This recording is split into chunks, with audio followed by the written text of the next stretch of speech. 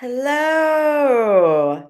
Hello, hello. Welcome, wonderful women. And I understand as well that some of you are dialing in through YouTube via Eventbrite.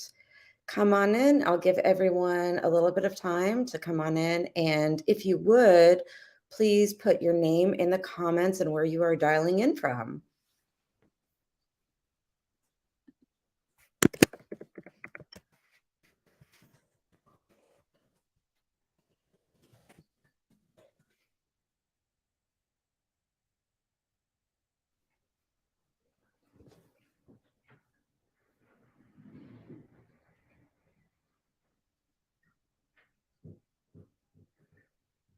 Hello, welcome.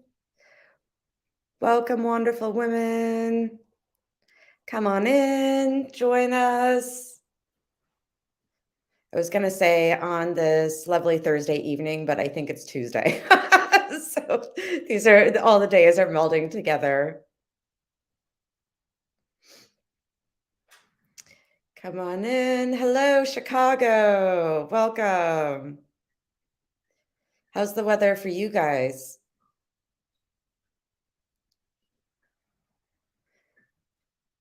Aloha, Molokai, Hawaii. I don't know if I said that well, but I'll find out soon.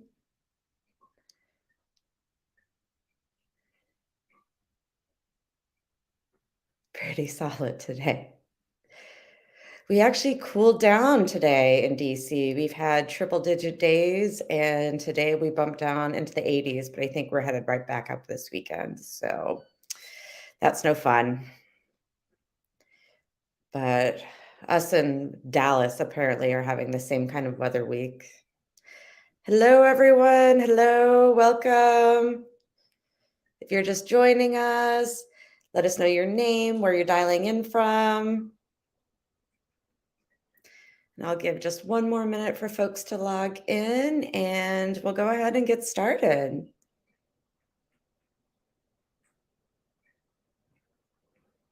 What's out everyone's window?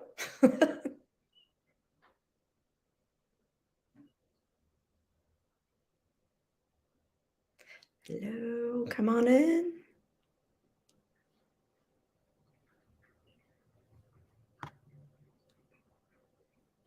Oh, hey, Jolene.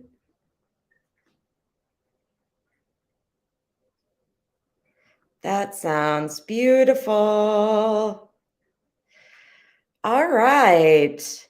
Again, welcome everyone. Welcome, wonderful women. Welcome new folks from that signed up through Eventbrite. Thank you so much for attending. I'm going to go ahead and do some quick, wonderful announcements before I introduce our speaker of the evening. So thank you so much for joining us for Appropriation or Appreciation, How to Be Fashionably Responsible. Some July announcements. If you would like to grab coffee with a wonderful woman in a city that you're visiting, or if a wonderful woman is visiting your city, in the Mighty Networks member portal, you can actually sign up to host a local meetup. And if you're traveling, you can go to the global hosting page to search for local meetups to meet with somebody. This basically involves just going to the menu, global hosting, local meetups, and there are directions there on how you can sign up. If you want to start a chapter in your city, you absolutely may. We welcome it. We are opening a ton of new chapters. We're really, really excited. Go to sheswonderful.com/chapters to do that. Some coming up can't miss events. This evening's event. Also Tuesday, August 7th, unleashing your potential in the global job search, tips to find work abroad. Also this October, we're having our WITS Women in Travel Summit in Gdańsk, Poland. So get your tickets. We are an organization of women that support other women. A portion of memberships goes to a new travel organization every month. This month's beneficiary is Rise Travel Institute. Visit their website, risetravelinstitute.org, or follow them on IG at Rise Travel Institute. Also, for every paid membership, we give a wonderful woman in need a free scholarship. We just passed the deadline for scholarships. The next application deadline is December 1, but you can join our community on a free 7-day trial. And if you fall in love with the community as much as I did, then you'll go into scholarship, sheswonderful.com/scholarships and apply. I actually started as a scholarship recipient myself. So about your presenter, Kanoilani Davis, I knew I was going to mess that up. She is the owner of Pomahina Designs. She is from Molokai, Hawaii. She's traveled the world. She's showcased her apparel and accessories in museums, on Fashion Week runways, films, and her sales reached UK, New Zealand, AU, Australia, Canada, Morocco, even Dubai. She really, really enjoys sharing the rich history and culture of Indigenous Hawaiians, also known as, what I might also butcher, Kanaka Maoli. So let's get social, wonderful social at She's Wonderful on Facebook and Instagram. But please also give Kanoilani a follow. Our website is pomahinadesigns.com, and you can follow her on Instagram at Pomahina Designs. And of course, thank you to our brand partners without whose support, none of this would be possible. Huge thanks to all of you. And now let's go ahead and get started for our feature presentation. So I am going to bring Kanoilani up on stage. Hi. How are you? Aloha. I'm doing great. I'm so happy to be here. Yes. Welcome, welcome. We really appreciate your time. We appreciate you being here. And I'm really looking forward to diving into this topic because I have questions. I have questions. And so if you want to go ahead, I can pull your presentation up and give you the floor. And folks, along the way, if you have any questions, if you could just put question or Q in your comments, I will go back through and be sure to try and ask them along the way, or at the end, we will have a question and answer session. So keep moving right along and posting those in the comment as we go along. So, all right. Thank you so much. Aloha mai kako. Aloha o wau o Kanoilani Davis. Mai Molokai nui a hina. My name is Kanoilani Davis. I am from the islands of Molokai here in Hawaii. Just so you can kind of get context of where I'm at in Hawaii, if you haven't been here yet, I'm on the small island that's kind of in the center of the Hawaiian island chain. We are 32 miles long, 10 miles wide. We do not have stoplights or franchises on this island. So, no McDonald's, no Walmarts, no malls. And so, Pomahina has been birthed from a place of, little resources, but has been able to traverse the world and traverse the nation because of these interactions and engagements with people from not only from Hawaii, but I noticed there are people from England and across the world. So aloha, and I also wanted to just share as we talk about appropriation or appreciation, more on the fashionable fashion side. I want to keep doing these quotes, but on this side, I want to share that this is my perspective through my experience and through my observations. I cannot speak for all Indigenous people, and I cannot speak for all Indigenous Native Hawaiians, which are also called Kanaka Maoli. I can only speak for myself, things that I've seen along the way, the challenges that I've encountered, and I can only share from my perspective. So, with that being said, I'll go ahead and get started. I'm really nervous, so I'll probably talk really quickly. If I need to slow down, let me know and I'll take a breath. You got this. Okay, good. With that being said, we'll just go ahead and move forward. I do have spaces in between for questions if anybody has anything, and then we'll continue on. So I want to just talk about you are here to get an understanding, a grasp on appropriation or appreciation. Before we can even talk about this subject, I think we need to sit and define what each of these things mean. And so I took the time to go into the dictionary, the Oxford Language Dictionary, and I pulled the word appreciation. And it's recognition and enjoyment of the good qualities of someone or something. It's also the full understanding of situation. Appropriation in this case is the action of taking something for one's own use, typically without the owner's permission, capitalizing financially or socially. The other definition under appropriation is the artistic practice or technique of reworking images from well-known paintings, photographs, in one's own work. I felt it was important for us to reiterate that because although we think we may know something, we may not necessarily know what they mean. And it's always good to have a refresher. What I also wanted to share was some Ike Hawaii. And what Ike Hawaii means is the thought process of Native Hawaiian intelligence. So, how we think, our mindset. So, I was trying to find words that would define these definitions in the Hawaiian vocabulary. And these are the closest that I came up with. Mahalo. Y'all may have heard that in your travels or your encounters with Native Hawaiians. So mahalo is also appreciation, means gratitude, admiration, praise, esteem, regard, and respect.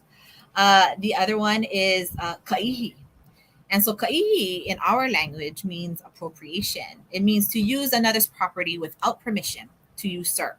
And if you don't know what usurp is, it is actually to take illegally or by force. So I wanted to put that in there as an extra bonus definition so we can understand the context in which we're going to move forward. Let's see here.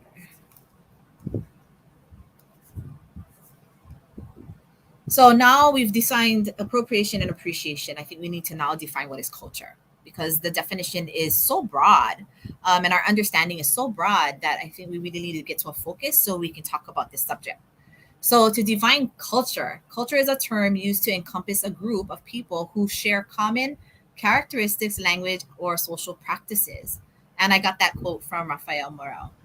We can also look at culture based on work, community, and environment, even if we don't identify deeply with an innate aspect of ourselves. So culture is actually around us. And that's why we need to define what the context of culture is within this subject that we're going to talk about today. And today we're talking about indigenous culture versus a community culture, New York culture versus California culture, West Coast versus East Coast culture, so on and so forth. Today we're going to actually talk more about specifically indigenous culture, even more specifically, the understanding through a Native Hawaiian culture. Okay, so what's cultural appropriation? Well, cultural appropriation takes place when members of a majority group adopt cultural elements of a minority group in an exploitive, disrespectful, or stereotypical way. Yes, wearing the Indian outfit, Native American outfit at a Halloween party or out trick-or-treating and you're not Native, even if you were, probably is not appropriate. Okay. To fully understand its consequences, though, we need to make sure we have a working definition of culture itself, which we just defined. So, defined as the use of cultural symbols, I'm going to talk about that shortly, are artifacts, genres, rituals, or even technology by members of another culture. Cultural appropriation can be placed into 4 categories. This is more on an academic level. I try to steer away from that. I try to stay on this level, but it's important to understand all aspects of it, right? So the exchange, the dominance, the exploitation, as well as the transculturation.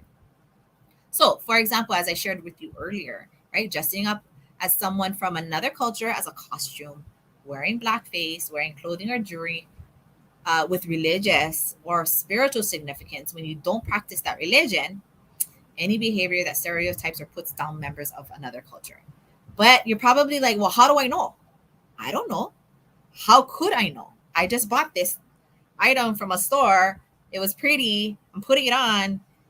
How would I even know? Okay, we're going to talk about that in a moment. How are we doing? Any questions up until this point? We're good? Yeah? Okay. Good so far. You've actually answered one of mine already, so. Perfect. I love it. Sorry, I'm going to move this little thing to the bottom now.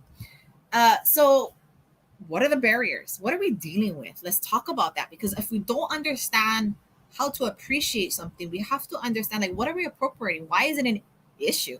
Why does it keep coming up? So we want to talk about some of the barriers. And I'm going to, again, specific to fashion and specific to Indigenous culture. There are casual, formal wear, right? They're everyday wear, things you can wear to the store, things you can wear to the beach, to a event. And then there's a'ahu, which we consider ceremonial attire and accessories. In some cultures, it could be defined, or in Western culture, it could be defined as regalia. Yeah, something of a higher significance, essence. I want to say essence. I'm going to use this word essence. It's like this energy. It's the energy in which we put into something. All right. So some of the things that I had observed throughout my years, and I've talked and spoken to people of non-Indigenous blood. Now, I want to first, before I even continue, I don't want this to be a controversy because everybody's Indigenous to somewhere. Want to put that out there, okay? Some of us know what that indigeneity is. Some of us don't know, and some of us are connected to it, and some of us have never even known it existed. Okay, so what I want to talk about, non-Indigenous meaning non-Hawaiian, okay, non-Indigenous Kanakamo'oli. So some of those barriers that they have to deal with is ignorance, right? Not being educated, not knowing, don't even know what the right question to ask is, because how could they, right? Closed-mindedness, not being open to others' ways and practices. Maybe another barrier could be an intention. Why do you use it? What's your reasoning? The lack of diversity, with whether that be in your community, your environment, in your space, in your home, in your household. Other things too, and I think this is more of it, is the fear of disrespecting another culture, not doing it correct, not feeling worthy. I think that leads most of it, right? And that's based off of the ignorance and the close. It all leads into that fear, and of course, no support. And when I say no support, meaning when we're talking about and wanting to understand and appreciate culture, we don't necessarily have the support, meaning from that culture. Sometimes we're so interested, we're studying and we're being about it and we're like learning, but we don't have that Indigenous person next to us. And so that support is very, very important. But I want to also point out there are barriers for us as Native folks, as Indigenous peoples. And some of those is historical trauma, generational trauma, that came with colonization, that came with appropriation, from well before any of us were born. Okay, and it may be something that is still being worked on, and it's going to take lifetimes to work on it, and as it has been. Also, the use of culture as gain by those not of the culture. Many of the times, that's a barrier for us because we want to share, we want to give, but we're not seeing where it goes. And others capitalize on that, right? So the trust. Again, environment. So our place and our community can be a barrier.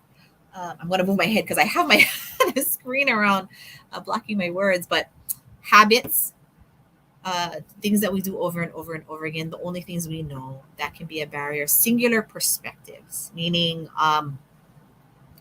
that's same as closed-mindedness. So we have those barriers too. Marketing, who's marketing it, who's marketing us, dealing with healing. Again, I mean, we cannot move forward without addressing the healing process. That's why we have titles like appropriation and appreciation. We would not have these titles as being issues or something we need to talk about had there not been something wrong in the first place. So we're still healing. Yeah, having a voice. We want to have a voice. We want to have the courage to speak. Even for me to be here could be controversial in all ways, shape, or form. So, and the preservation of history and culture, designs, motifs, and all of those other beautiful things, which I'm going to go over in a moment. So those are some of the barriers that I could find through my observation, through my own experiences, not only as an Indigenous person as it was coming towards me, but also as somebody who appreciates other cultures. Like I feel those barriers as a non-Indigenous Native American, as a non-Indigenous, um, uh, you know, uh, anything, just not having that connection. I can go in both categories. I think we all can. in some way, shape, or form. So being able to see both sides is important. Um, so the next part is what gets misappropriated. A lot of the times, I want to talk about this thing: motif, a decorative design or pattern. We see tattoos and tribals. I'm going to do this: tribals, right? And all of these geometric shapes and how they're being used and what they're being used for. So remember that word essence I talked about earlier? In our culture, essence is energy. Energy is the unseen. It's this force that emanates from us and emanates in the intentions of the things that we do. So culturally, there's hierarchies, and it's a sometimes it's a very different perspective in hierarchy from a very Western point of view. For us as Indigenous people, the elements and natural resources are first and foremost. We are the land, we are the sky, we are and then if we take care of those things will take care of us, and that's our mentality. Um, in the Western mentality as a whole, meaning modern times, things have changed. It's money, it's power, it's who you know. Those are more important than making sure that we have grass and trees that and food, sustainability. So elements plays a key part of that essence, right? So we have an intimate relationship with natural resources, inclusive of elements and the universe. I'm talking the stars. We go as far as the moon, stars. They all have names. Like that's how intimate we are with them. So I want to just to put it out there. I know we're all adults and we can figure this out, but intimate in the context of observation and intelligence, right? Not the other kind of intimate. Okay. I So actually, sorry, I had a quick question if you would mind. So, one of the things that you said I found really interesting because in the context of this conversation, like my mind hadn't even gone to tattoos, but that is very much one of the most truly obvious things that I can think of are like the tribal tattoos. And I almost wonder the maybe the level of offense. What's the difference in the level of offense between like a tribal tattoo that means nothing, that's just a design with a complete disregard for what it is versus, for an example, I see a lot of white folks might have Asian characters or actual tribal tattoos, and truthfully, I don't know with a lot of them whether I think most people would say their tattoos mean something to them, but if they mean something more than just, oh, I thought it looked really cool. I mean, between the two of those, what could potentially be considered the lesser evil or, the greater evil? yeah, it's so interesting because I have people knocking on my doors to design tattoos for them kind of often. I didn't think I would ever get to that point, but really, I send them back to understand their essence first, because if essence is the reason why culturally we do the things we do with that intention, that's greater and beyond us, then I have to send them back to do the same exact homework I had to do. We don't have that privilege of just being like, hey, I love your design, let me put it on me. um it is a fine line. I think this it really okay, so I want to go into humanity as an individual, and people are going to get pissed at me, right? Because I also recognize with the healing comes this prioritizing of what means more, right? Because you said the lesser of the evils. They all evil, right? The lesser of them. How do we, deal with that?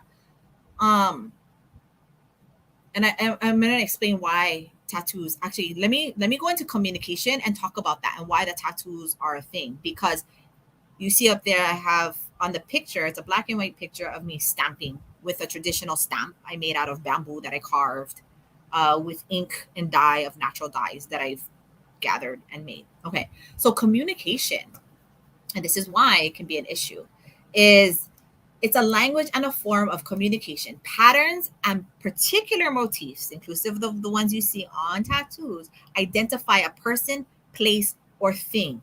They're markers in time and allow for nonverbal communication that can travel far. Okay, so why do natives get offended? A lot of the tattoo artists, one, it starts from them.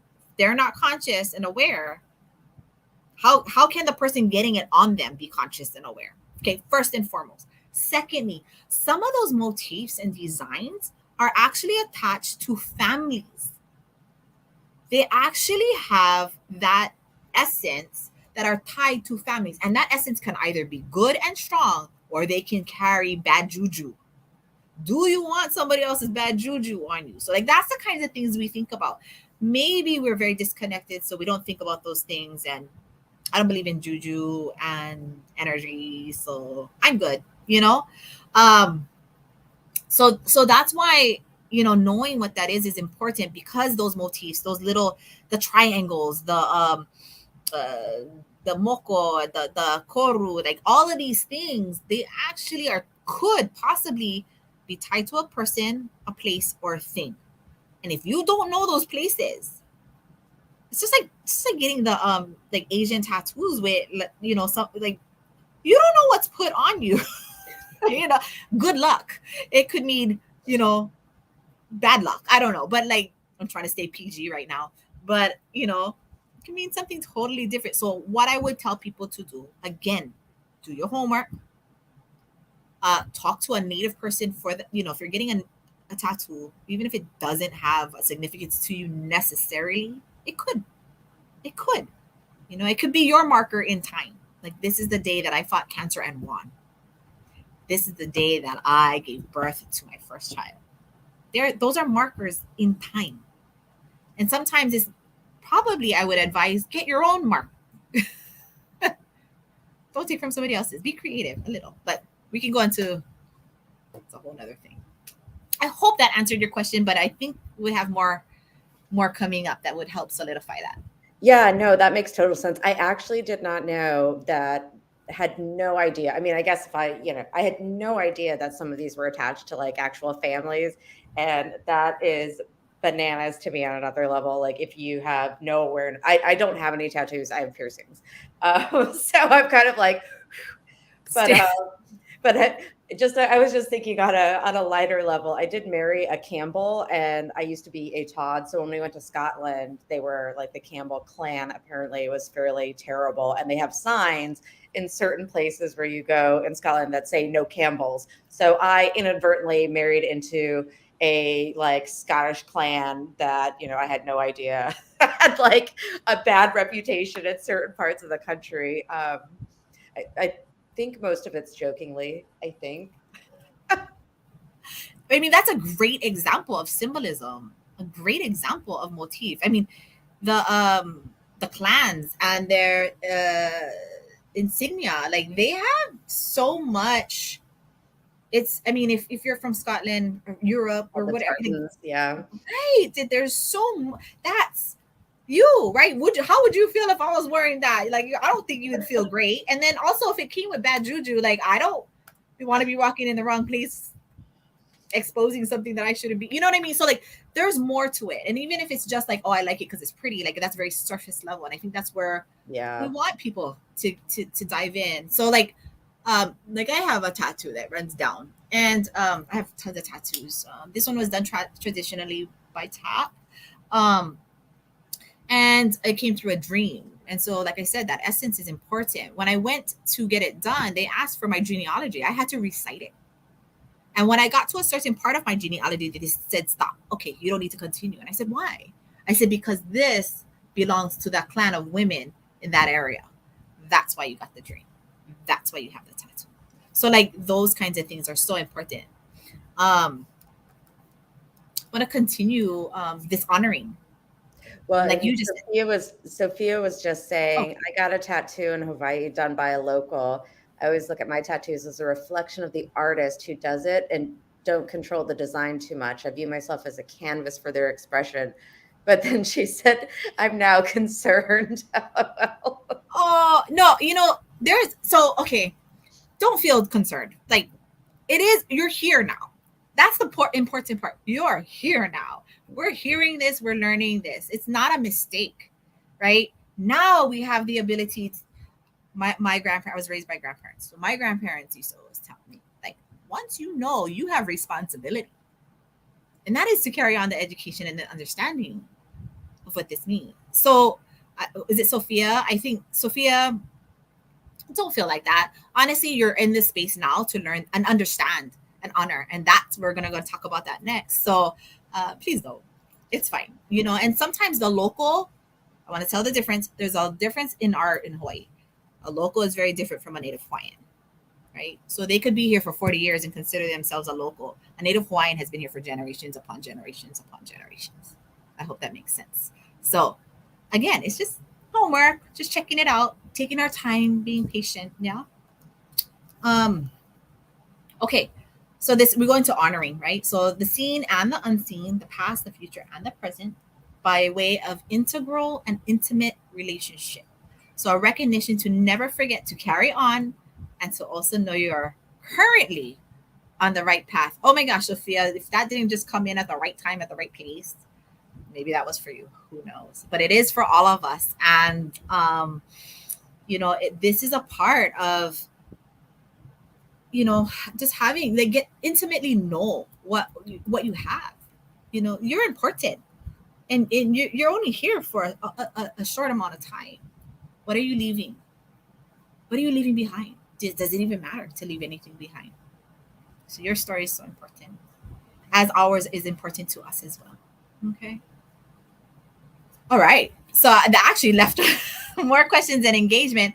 I wanted, before we open up for questions and engagement, and then we're going to continue on what we can do to be more appreciative after the questions and engagement. I do want to share a quote that was shared with me by Louis Gong. He's a Nooksack from his company is 8th Generation in Seattle. If anybody knows who that is or where that is. He came to Molokai once. We did a Vans shoe design. I was one of the judges. Met this man, amazing. And he said something that woke me up, and this was years ago. And it said, inspired native, not native inspired. Right? Where we talk about native inspired when we're not native and we're making these things, but we're inspired by another culture, versus the inspired native ourselves. Okay, so just wanted to share that. Thank you, Louis. But yes, I am open to any questions, comments, engagement. Anyone? Put them in the chat here, and I shall read them off. And I have a question myself as well. So if I am shopping, for example, in another country, because we're all travelers here, if I'm shopping in another country, what should I be mindful of if I'm purchasing, like, I love, I absolutely love sort of like the really bright, bold African prints that I see. And now they've actually gotten so popular that even on Amazon, which is just like they're the big, like the long skirts with these great prints. When is it okay to sort of, is it ever okay to wear a wax print when I am not indigenous to the region or haven't been invited? And what way can you do that would be a respectful way, if at all? Yeah, and I'll go through that also in the other slides, but I do want to point out, like, that's why doing the homework, I would always say, so we've all heard the tourist traps, right? Mm-hmm. Everywhere we go, there are tourist traps, and they were created by non-people of those places because they understood the market. They're very, very intelligent in knowing how to capitalize on the wanderers in the world, who are looking for culture, who are looking to be, a part of something, or who appreciates culture. So I would say, if you could find your way venturing out, obviously, and I'm sure all of you folks are, because that's why you're here, and part of this, part of Wonderful, is because you're the experienced and the intelligent traveler, right? You travel outside of the tourist traps. You know that there are other places that you can visit. While you're visiting there, though, I do recommend finding the native people of that culture, having a conversation, making connections, talk about it, ask them directly, because unfortunately, it's not a universal thought process. It could be also an individual one. So there's some of us who are okay with people who are not of our culture to wear our designs. And there are some who are just absolutely not. And so I think being able to have a conversation with the designer who is indigenous of that culture is, one, is important. Two, it builds your confidence. Three, it builds a connection. And if you were to ever wear it outside of that, you stay connected. You ask, like, okay, so where would this be appropriate? Because you're gonna leave that country, you're gonna leave that state, you're gonna go home with this beautiful, beautiful piece. You're gonna wear it, and then somebody's gonna be offended. How much of you that what time did it take for you to learn and understand? Because you might shock that person. You might, right? Absolutely, Yeah. absolutely. Sophia's asking just about doing homework, and you may have just hit on this a few minutes ago. Any recommendations on where to start or what type of resources to look for? You'd mentioned meeting with, talking with the creator, meeting with folks, having those conversations. Are there other places that folks can, what are other ways that folks can get a better understanding? Um, you know, I could sit here in the Western point of view and be like, read a book, go Google Google it. it. But I'm not, because that's not a very indigenous way of thinking. And if you're going to be with indigenous people, you got to think indigenous ways. The way I was taught, the way I had learned is just one, observe, like shut your mouth, just observe, pay attention. And then, um, when you ask questions, think before you ask. I will say, I will say, I get some really silly questions sometimes, and I'm just like, really, like, do you still live in grass shacks? Do you have dolphins as pets? I mean, wow, what kind of money do you use? And I'm like, you recognize, like, we're under the United States. We have dollar bills. We have homes. And no, we don't have dolphins as pets. Although that would be kind of cool. Uh, you know, so I think taking the time to observe will help us understand and how to develop the questions we need to ask, the right questions. You know, uh, that takes time, and then also experience. Get out there, fail a couple times. Oh, you'll pick up lessons really quick Yeah. when you fail. You have to have that personal experience in order to truly and deeply understand what it means. You can't get that from a book. You cannot Google that. You're not gonna probably get that from me. You're gonna have to go out there, be courageous. Don't be fearful. You're gonna make mistakes. You're gonna offend someone. What you do with that information afterwards can mean all the difference in how you approach and appreciate. Well, and you mentioned too that we would talk about that because that would be my follow-up question is like, what's the appropriate response when like unintentionally, there's always intent versus impact, and how do we do that? But I know you're going to come up with, you're going to touch on that. Jolene had a quick question. She said, this is situation and individual dependent, but when you find yourself somewhere you see cultural appropriation happening either on a large scale level or in an individual, what are some responses? Is that so? I guess she's asking basically the same thing I was about to ask. Okay, so wait, let me absorb the question really quickly. The situation and individual or dependent. When you find yourself somewhere, you see cultural appropriation. Okay. So our quick question, so I can answer this question. Is it your culture that's being misappropriated in this context, or is it somebody else's culture being appropriated in this context? Because that can help me answer the question better. Jolene. No pressure. Well, maybe we can circle back as well. Okay. Ask her again. Okay. I'll wait for yours. Oh, Oh, someone else's. Okay, awesome. Um, okay, so if it's someone else's culture and you're observing this appropriation happen in front of you, I want you to ask yourself a few things.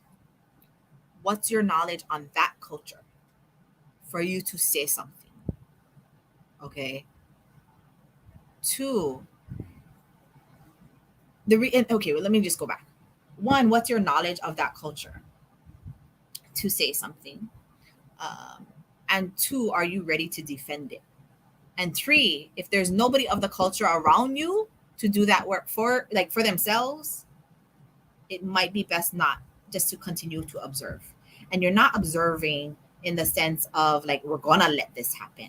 What we're observing is how you're not gonna be that person, and then how you can teach maybe other generations or other peers also not to be that person. Some things don't need everybody's involvement. Do you see what I'm saying? Because sometimes it gets worse. um I actually have, I'm going to give you an example. uh I have students who are non-native Hawaiian, and so, and I'm very conscious of that. They're very conscious of that, but it's okay because it's a human thing for me, and there's a lot of knowledge that needs to be passed on, and they're open to that. Um, if they were to see this kind of thing happen outside, there is an expectation of them, because now they're equipped with knowledge and understanding to be able to defend our culture, partially because they're also learning our culture. They're being adopted into our culture. This is now your home. You have to say something. You see what I'm saying? Versus, maybe I don't have enough knowledge, although I know that's wrong and it feels wrong. I think just taking more time to observe, taking more patience to get to understand what that means to you, what that intention is, and what does it do, is just as important. And that's just, and I'll talk a little bit more about that in the next slide. Hopefully that answered your question. If not, we're going to move forward and maybe something in there will come up, but feel free to continue adding into the comments. I love the questions, by the way. Thank you. Oops. Okay, awesome. Oops, we're getting, what's happening? Okay, here we go. Okay, here we go. Observation and alignment. So I wanted to talk about some best practices, right? So we want to honor through diversity. Okay. So here's some ways we can do this. Personal awareness. We cannot help others until we've helped ourselves, right? We can't know more about other people if we don't even know more about ourselves. I go through this process. I mentor a few people, and I ask, the first question in our mentorship is, who are you? And let me tell you, that is not an easy question to answer.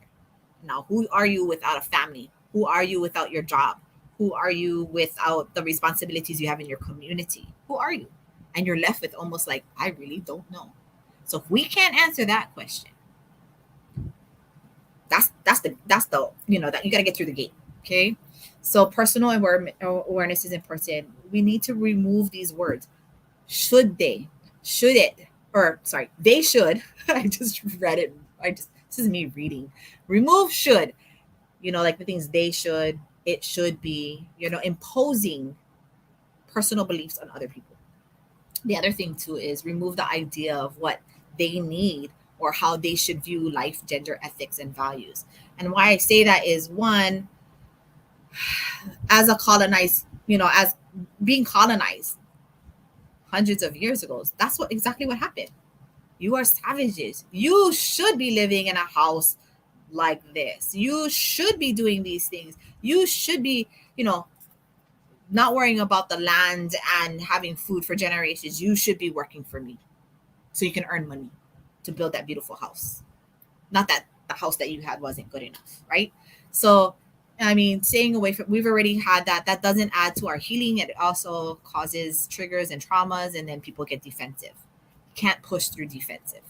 So all we can do is support. Yeah. That goes for all of us. Even as a parent, wanting our kids to learn through life lessons. You should do this. You should do that. And they're adults. It's like, no, step back. Let them figure it out. People often base their expectations of others on their own beliefs, respect and honor cultural practices, attitudes, and so just continue that. Just continue that. Be polite and listen with genuine interest, which we all are here for. So I appreciate you all. Don't play ownership of someone else's story, practice, and culture. This is where I say, do your homework. Know people, find the support. If say for instance, if you do appreciate Native Hawaiian culture so much that you want to do everything in your power to help the Native Hawaiian people. Okay, that's great. Find the Native Hawaiian, let them lead, be there to support. But if we create a hierarchy, what happens is distrust. What happens is the continuum of trauma. What happens is really it's trust. I'm just gonna go back to this. This thing right here is the one that got broken a long time ago. Building trust, as you all know, it's hard. It's to prove yourself, yeah. And we are paying the prices that our ancestors did. There's no question and no doubt. We're still paying those prices. Inquire, listen, and be open to receiving. So sometimes you just gotta listen. It's hard. It's a skill set. Purchasing apparel and accessories from an Indigenous person. We're hoping one day for Hawaii we can create certifications like USDA stamped, made by a Native Hawaiian. So you understand that, we understand that, everybody understands that, and that's how we support one another. The other question: can I wear regalia? Yeah. So regalia in this essence, or in this understanding context, is ceremonial wear, religious wear, things that hold a higher intention than your normal everyday casual wear. Okay, I would suggest no. Not unless you're dressed by the Indigenous person themselves and are at an event or space appropriate for that. So I'm not going to go, as an Indigenous person, I'm not going to go in my ceremonial outfit to Walmart. Easy enough, right? You think it's common sense? It really isn't. It can be an issue. So I would say no. Or again, support. Remember that one I talked about earlier, having the support of an Indigenous person is very, very important. You have an ally. We all can be allies. If you're designing or using patterns, collaboration is necessary for the adherence to authenticity, again, and essence. If not, just steer away. We know how many lawsuits there were when big companies, very large ones, which I'm not gonna name, who on fashion runways were appropriating other people's cultures, and that cost them millions. And then it targeted them. So being conscious and aware is very, very important. Awareness is key. Pay attention. I just wanted to put this up, and I just wanted to show the diversity. Again, every designer is a little bit different. For me, I've gone through my work personally as a human being to heal through a lot of those triggers and traumas.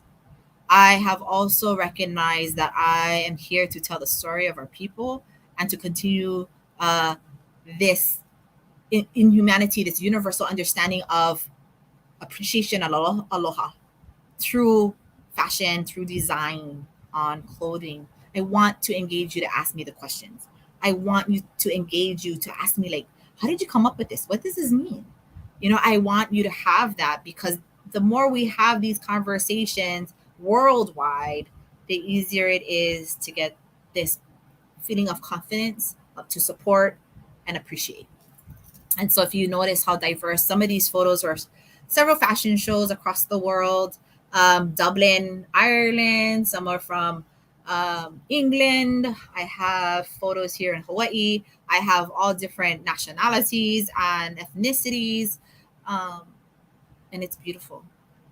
It's beautiful. But I'm also conscious and aware that the clothes that I make could be worn by anyone, anywhere, because I know that they appreciate and love who we are as Kanaka Maoli. Okay, Hawaiian wear. I did this. Pomahina has opened up the doors for me to have more of these conversations. I am grateful for Pomahina Designs as my apparel and accessories company, but it allowed me to enter spaces. I had this conversation in London with a couple of the tourism authorities out there, and I got to sit in meetings. I was like, I'm in London. Who is the one that's talking about tourism to Hawaii? I want to talk to you. Let's talk. And then it got to like, okay, I'm on stage, and let me just talk one more time about what this really means. So Hawaiian wear, okay, they're not loud color shirts. No to the grass shirts, skirts, and coconut bras. If you got tikis and pineapples, chuck it. Be done with it. Like it's not right. Exactly. No hula people, no hula girls on those shirts. And if y'all know Hawaii, you've been here before, you know ABC store, Dine in Waikiki. If you're buying it from there, you are appropriating like nobody's business. Okay, steer away. What you could do though is make sure it's designed by an indigenous Kanaka, like me, right? Indigenous Kanaka. Kanaka is man, so an indigenous person. Uh, has a story. Most of them do. This is where you can connect. It's more than the clothes that you're buying. It ends up making a connection, and who knows, that might be a connection that's worthwhile. It's like networking, in the business world, like uhi, which also can be translated as tattoos.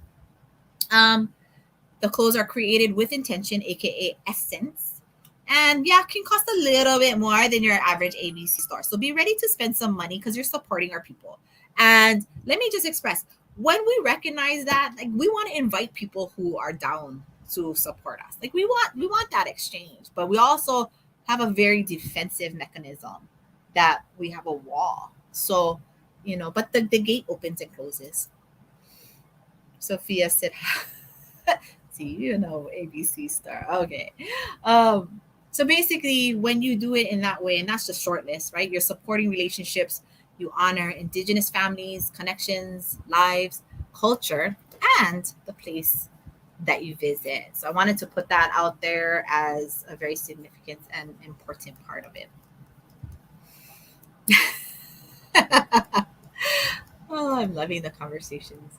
Okay, so I'm going to go back to purchasing from an indigenous maker, designer, creator. Okay, so supporting indigenous designers is a way to honor the culture and uplift the community.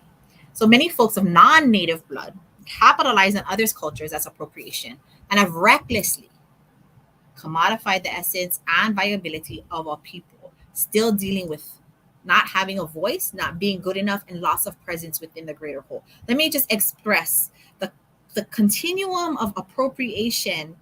Just because we want that cheap t-shirt with the pineapples on it, or because I don't want to spend extra, or I don't care to get to know anybody else, I just want to go and visit your islands, take your resources, and then leave. Yeah, that mentality, believe it or not, hurts us more. Again, no trust, no belief systems. We do not have a voice. We're not being seen. And then we have this, we can break all of our generational hurtful things that our ancestors did to each other. We can. We can absolutely can. And it may take us one home at a time or one person at a time, but we can absolutely break it. We have to believe it. We have to come together. It is important. Again, by not doing so, it results in lawsuits, negative media, and millions of dollars lost. Like I said, we see it. It's all over the news.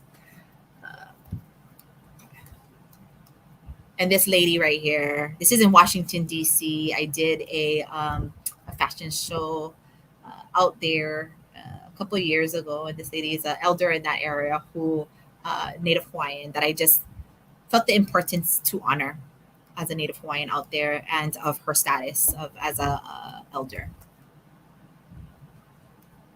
So this is my selfish plug. Another way is to support Indigenous well-being. So I know we're thinking fashion, and I know we're talking about like motifs and design, but let's talk about well-being. Okay, individual well-being, personal awareness for myself, yourself, humanity. Another way is to support Indigenous well-being by providing guidance and financial support to continue the healing, vitalization, and preservation of what was taken from a people and a culture. It's another way to do it. I started a nonprofit organization called Hoakamana, which is a Native Hawaiian organization, and we're doing a thing called Ainaho. And what that is a sustainable wearable art, cultural arts fashion show. So the mission is to provide education on preservation of natural resources through cultural lens while building skill sets relating to culture and sustainability for aspiring local Native Hawaiian designers. So I was able to hire on two Native Hawaiian girls who actually live on the continent. that's huge. If we can bring them back home or connect them to home so they never lose who they are and never feel lost in a place that's so big, that's my mission, is to connect to our Native Hawaiians out there. The vision is bringing Indigenous artists together. So now we have our own small island kind of things, right? There's a lot of us who do this. I'm doing a talk tomorrow about community over competition. So I'm trying to bring Indigenous artists in Hawaii together to show that there's no competition. We are all trying to perpetuate culture. We're all trying to do this for our people, to show community over competition mindset, to engage Indigenous folks about sustainability and how to repurpose clothing and material with little to no resources. Showcased at a well-known fashion show to bring awareness and confidence in who they are and what they can do to the community. Really just building the confidence. Again, we talked about that earlier. Fear is does not give us courage, but fear, if we have more control over it as individuals, we can do just about everything, right? That's the courage. This year is our first year. It's tiny. We have 4 workshops. We're going to present October 22, 2022. So if you're in Hawaii at that time, let me know, contact me. Would love to have you there to witness all of this go down. So year one, the budget's not huge. It's going to cost us about $15,000 to do. We've raised $5,000. So our balance is $10,000. I'm putting it out there. Feel free to donate. It is a nonprofit, so there is you can get your tax write-off if you need that too.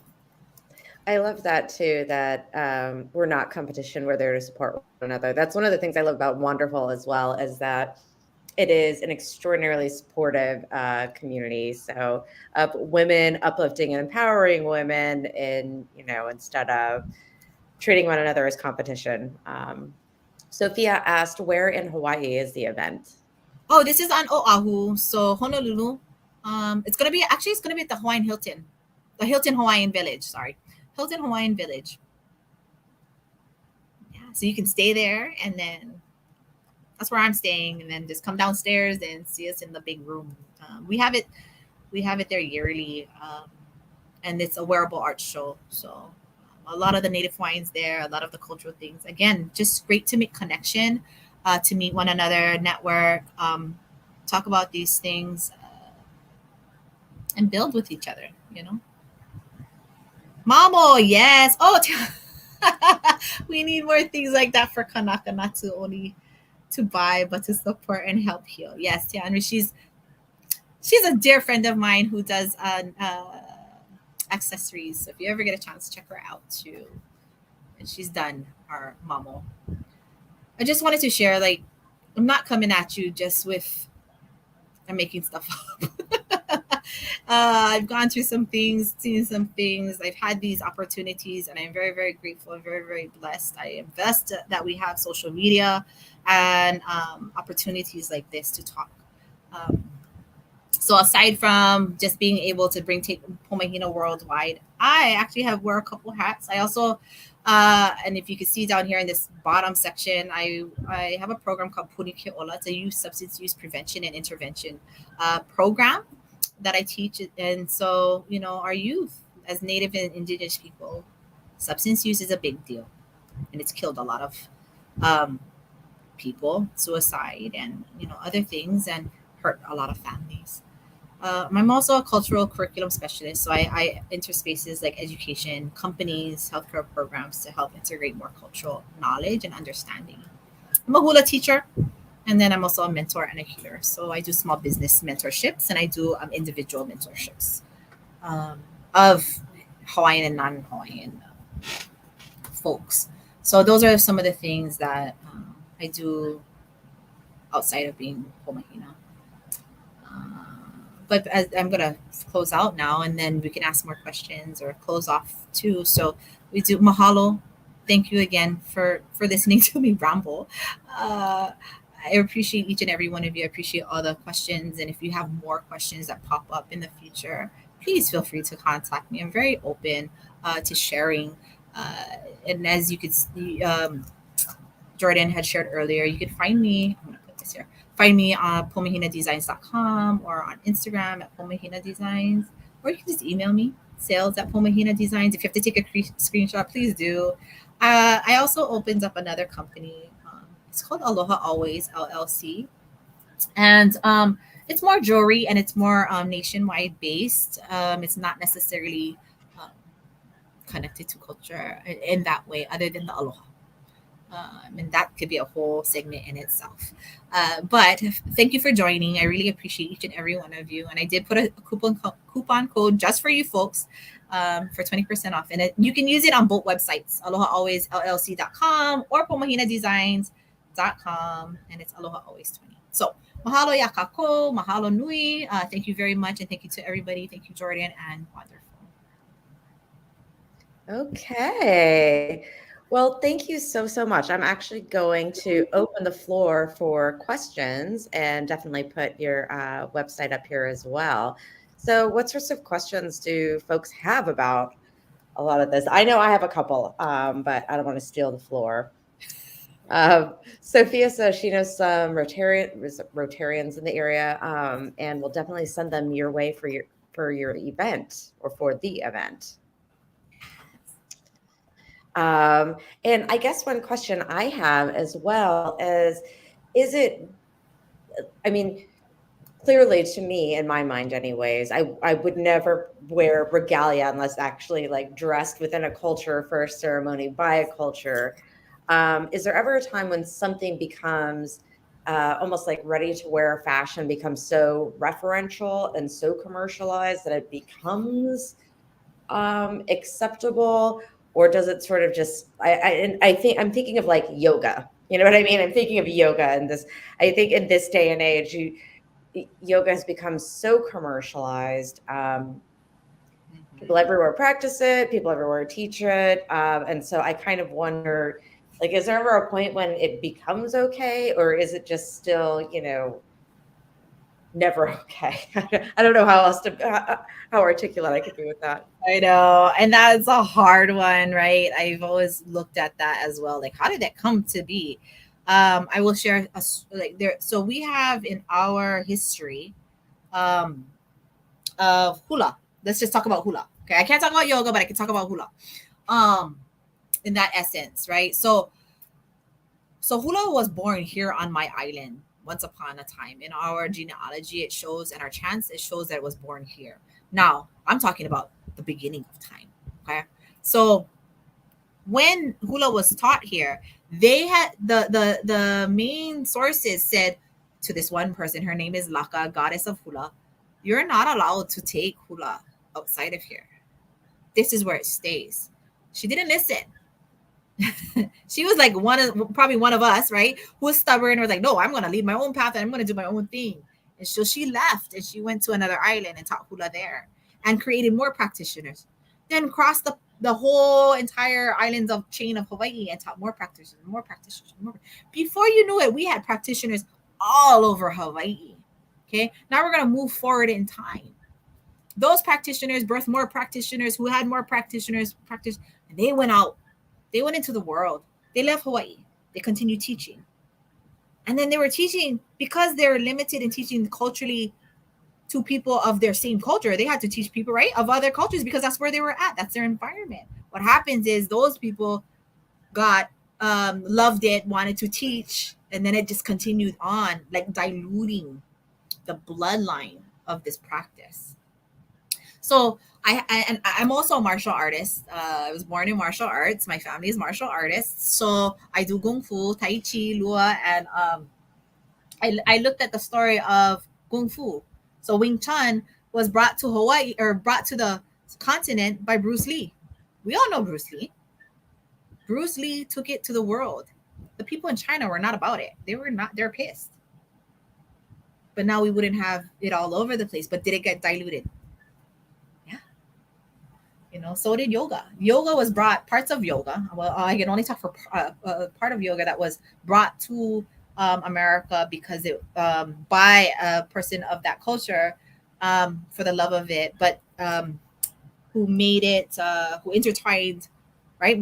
We talked about transculturalization. I can't even speak right now. They did that, and now it's watered down. So if you and I became yoga teachers and that's not our culture, are we diluting it even more? Are we doing it justice? What are we doing? So if we're knowledgeable of these things, like what do we do next? It's hard. Yeah, absolutely. And of course, and you mentioned this a couple of times before, it's all very individual as well, because like not every culture is a monolith. So one person might respond one way, one person might respond another way as well.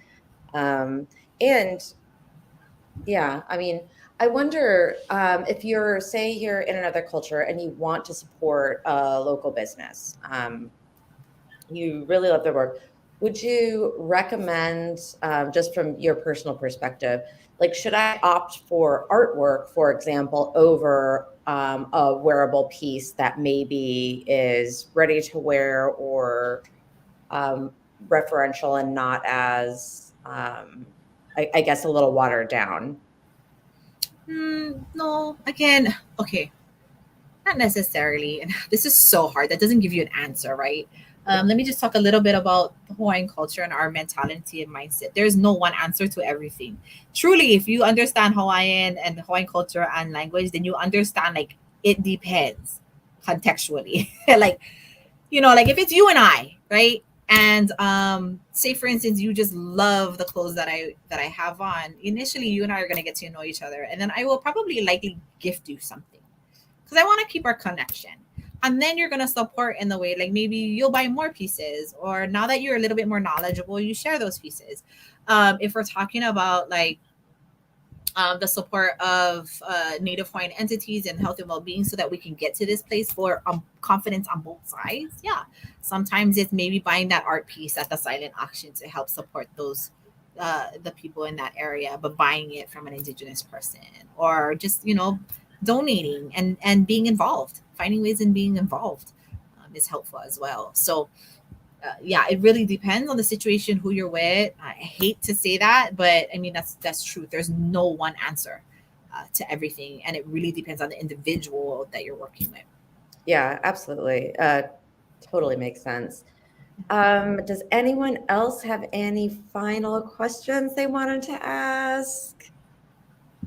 Give it a couple of minutes. Okay. Well, so just a reminder as well that you can get 20% off at pomahitadesigns.com. You can also get 20% off at alohaallwaysllc.com with promo code alohaallways20.